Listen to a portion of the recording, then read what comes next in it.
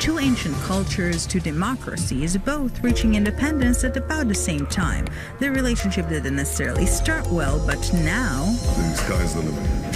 What has developed into a full-on love affair started without any roses. India fiercely rejected the notion of recognizing Israel when it was established back in 1948. It took heavy diplomatic pressure to reach recognition 2 years later, but even then there was no exchange of ambassadors. Yet even way back when, Israeli leaders acknowledged the significance of relations. The first Israeli Prime Minister, David Ben-Gurion, was even quoted as saying that India's recognition of Israel was only second in its importance to that of the United States. I was pleasantly surprised to learn that Mahatma Gandhi is the only world leader whose photograph had been kept by former Prime Minister David Ben-Gurion in his desert house. Long years have passed and geopolitical events, most notably the fall of the Soviet Union and India's quest for new alliances, changed the situation. It was, however, only in 1992 when India announced an upgrade of full diplomatic relations with Israel. I think if today India has become self-sufficient in food production, it is largely because the inspiration was provided to us by Israel in the early 90s. And indeed, ever since, mutual visits and increasingly tight cooperation have been the bread and butter of relations. You very rightly said that we are two vibrant democracies. So today, the two foreign ministers of these vibrant democracies are meeting. Welcome.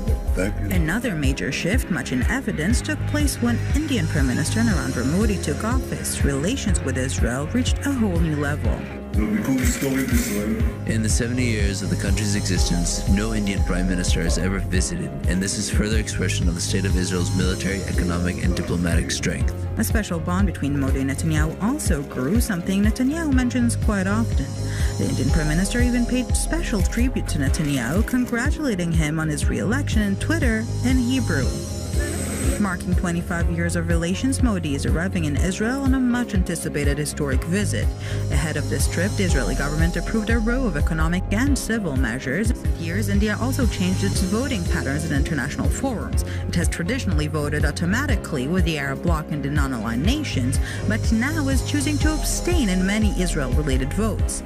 In this respect, even though Palestinian President Mahmoud Abbas visited India earlier this year, Modi is not expected to visit Ramallah, an atypical decision for a visiting political leader. Yet diplomacy is not walking alone, but rather hand in hand with economy. Unfortunately, we haven't yet reached the full potential of the relation. There is very good cooperation on the security military side, but we have another side also to develop relation in agriculture, in medical, in IT, in plenty of other areas where we are just beginning the relation. Long decades after, it seems Ben-Gurion was right. In about a decade, India is expected to outdo China and become the world's largest populated nation. And thanks to Eli Hohenberg for that report. Let's now bring in Eilon Levy from Tel Aviv. Eilon, thanks for being with us as always. Eilon, it's a big trip. What is Israel doing to prepare for Modi's visit? Israel is really pulling out all the stops for Narendra Modi's visit, treating him as if he were the head of state of a major nation, not just prime minister. When Modi arrives at Ben Gurion Airport, he'll be greeted by a full state ceremony at the airport, the sort of visit President Trump was greeted to a few weeks ago when he came to visit in Israel. And indeed, apparently he's going to be escorted for most of his visit by Israeli Prime Minister Benjamin Netanyahu. Again, the sort of honor that's normally accorded only to the heads of states of major allies, and that's a sign really of the importance that Israel is attributing to the visit by Narendra Modi. It sees it really relations with India like relations with China as an example of how Israel is expanding its diplomatic relations and trying to leverage its advantages in technology and other forms of expertise to try to broaden its diplomatic relations and convert that into actual tangible diplomatic progress. So, Eilon, the red carpet treatment for Modi, in terms of topics on the agenda, what's expected for the talks between Netanyahu and Modi? Well, they have a lot to discuss. They're certainly going to discuss counter-terror cooperation between Israel and India. You'll remember the horrific terror attacks that took place in Mumbai several years ago. In fact, Narendra Modi will visit the son of the Chabad rabbis who were killed in Mumbai. They're also going to be discussing technology cooperation.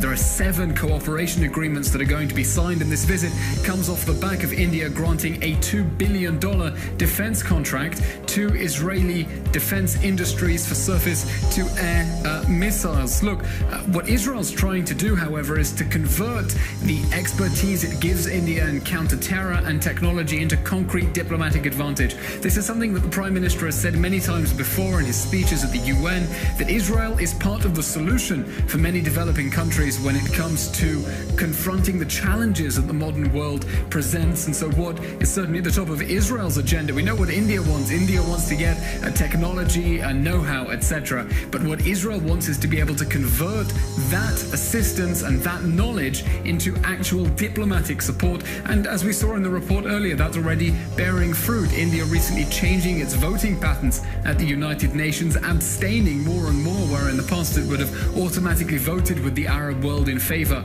of the Palestinians. And Elon, you mentioned the Palestinians. No intentions of Modi of visiting with Palestinian leaders during this trip. Is that correct? Absolutely. At the moment, it doesn't seem that Modi's schedule includes a visit to Ramallah. That's certainly very unusual. The Indian ambassador to Israel said that what India is doing, it's matured and it's dehyphenating its relationship. It's being able to deal with Israel as a country separately from its relationship with the Palestinians. And certainly as far as Israel is concerned, that's a positive development, not to be treated always as one half of the Israeli-Palestinian conflict, but a country that has its own diplomatic advantages to offer. Elon, we appreciate your insight. Elon Levy, live from Tel Aviv. Thank you.